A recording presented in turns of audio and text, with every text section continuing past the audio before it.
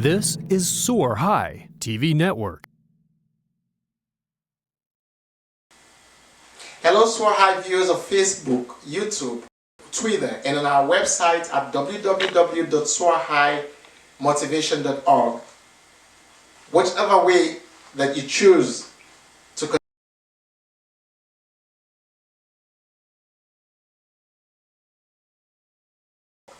we're delighted to have put together this awesome, educative, and informative series titled the SOAR High Book Review, which will be aired every Friday at 6 p.m., followed by an inspirational presentation regarding transformation in your life as well as other leadership issues.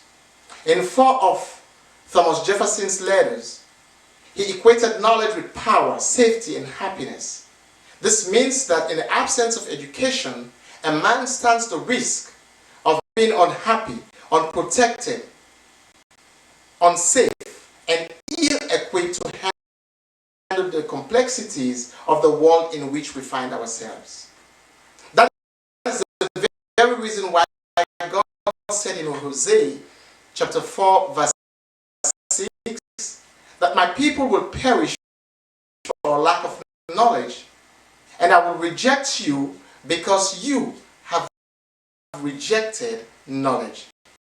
And so I stand amazed when people who are ill-equipped go out there to bash education. So the next time someone stands in front of you to bash education because of a point they want to make, please correct them. Because education cannot be a substitute for anything in the world. If it's anything, it must live side by side with other things. SOAR High is here to empower you. Today I have the honor of selecting a book that was written by the late Miles Monroe, titled The Burden of Freedom. I am excited to choose it as my very first pick for so many reasons, which I'll dive into soon. May the soul of this great and inspiring intellectual Christian leader of our time rest in perfect peace. Before I go any further, I'd like to say special thanks to Apostle Edward Nippy, a unique field marshal in the army of the Lord, and the general overseer of Christian Conquerors that is based in Minnesota, the Republic of Liberia. Thank you, Papa, for introducing me to this great literary work. I salute you, and I cannot thank you enough. Reading this book, I noticed one thing that excited me beyond words. In it, I think I have been able to confirm my place and my theology brand and lifestyle in the world of Christianity. For so many years, I have approached Christian teachings, doctrines, and leadership seminars, workshops, and conferences with a progressive leaning mindset and a heart to lift up others, which simply means that in order for the word of God to work for you, after you have prayed and fasted, you must be able to get out of the Bible, with the Bible, in pursuit of your divine purpose on earth. Time and again, I have made this argument that the biggest difference between us Christian believers and those in the secular world, as it relates to success in life, is that while those in the secular world have mastered and have taken practical steps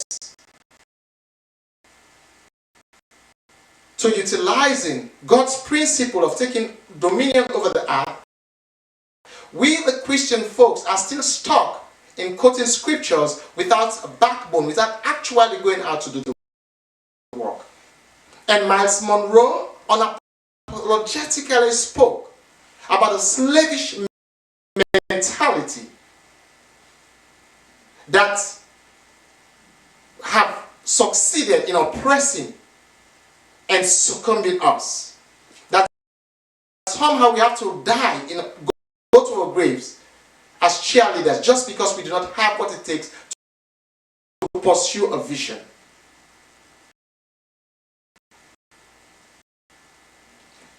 I believe that the way forward for every Christian and non-Christian is not just to go out there to quote scriptures, but it should manifest in your life, because that's what God wants. And he says it in James 2, I think verse 14, when he said, faith without work is dead. I did not say it. God says it.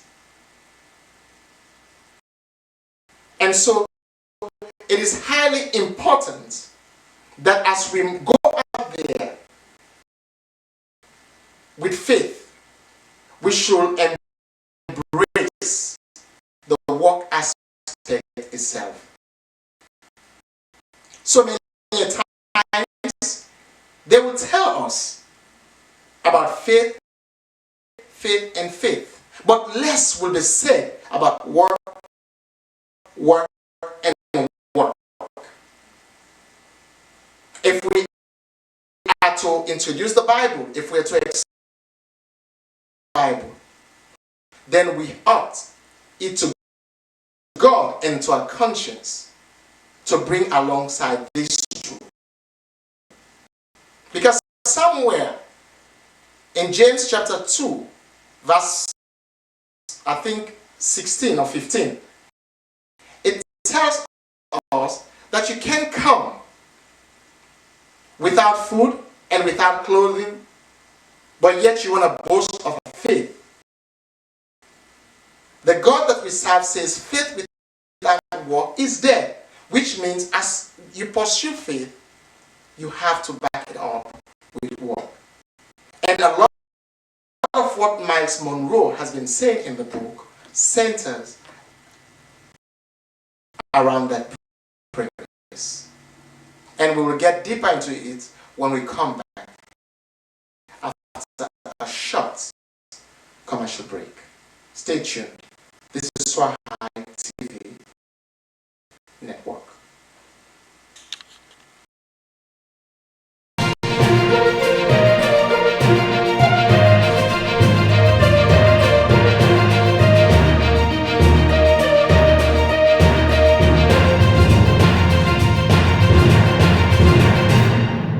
This is SOAR TV Network.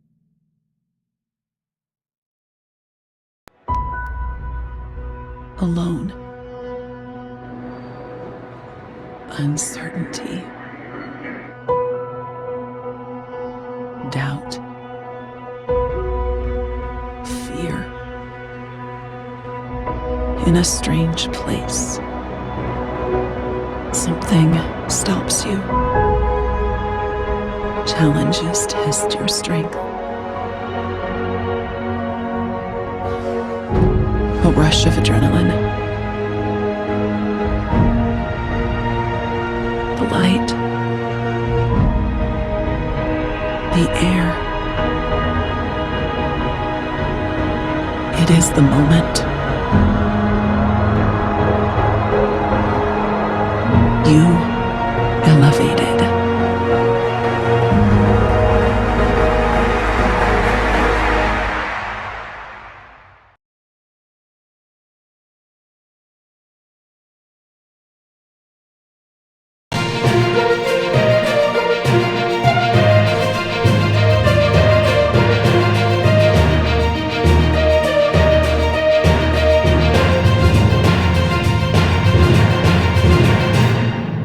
This is SOAR TV Network.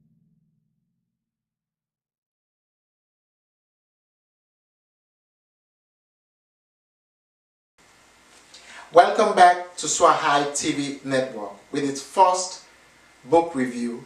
For those of you who are only joining us right now, my very first pick is The Burden of Freedom by Miles Monroe. Hopefully, it will minister to your heart and to your soul and to your mind the way it did for me. Having said that, Miles Monroe was an internationally known conference and motivational speaker, an author in the process. He was the founder of Bahamas Faith Ministry in the Bahamas, and he was also the president of the International Third World Leaders Association, a leadership training network for the developing world. He has authored several books, but I'm going to focus on The Burden of Freedom for today. Hopefully the others will get my attention the way this one did. But we'll see how that goes.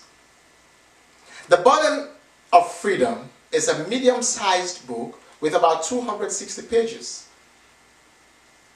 And in it there are 12 chapters. And if you're an avid reader, each one of these chapters, I guarantee you, will fasten you to your seat. I remember reading it for the very first time. I rejected 5 important calls in the first 2 hours because I was loving it and I did not want any disturbance. But anyway, in the opening of this book, the author talks about the true meaning of freedom and how its fulfillment leads to an opportunity for a man or a woman to realize their dreams as God had commanded. What we call freedom, according to Monroe, is our corrupt desire to have license to do whatever we want. Many people call for freedom, they cry for freedom, but unfortunately do not understand the actual significance of freedom. The nature of liberty eludes them, and the burden of freedom explains that too many people in the past who have been oppressed remain irresponsible, and that they blame their oppressors and suppressors for the state of mind in which they are. But Miles Monroe in this book hinted that regardless of what your circumstances have been, regardless of what you've gone through, a transformational mindset will begin to lay the pillars of success for you as you transition from your slavish mindset into a mindset for which God has ordained your life. In other words, a shift in your mental gear will guarantee you the freedom you deserve. In the opening preface of this book, Miles Monroe reminded us about the different struggles that the world had gone through in its quest for freedom from the oppressors, from France to Russia and from Africa to the United States. He suggested that in order to break free from these self-replicating cycles of oppression, there must be a mental transformation. And one of the other things that got me so much intoxicated about this book is the paradoxical ways in which Miles Monroe used to bring out certain pictures alive for its readers. And he says freedom requires a self-control discipline. That freedom asks for more responsibility than slavery demands. What definitely sets this book apart from a lot of other books that I have read is the manner in which Monroe connects earthly relevance to divine significance. His illustration of God's dealing with the Hebrew Exodus and the Israelites' transitional development from slavery to a sovereign state, first under Moses and then later under Joshua, is just too remarkable.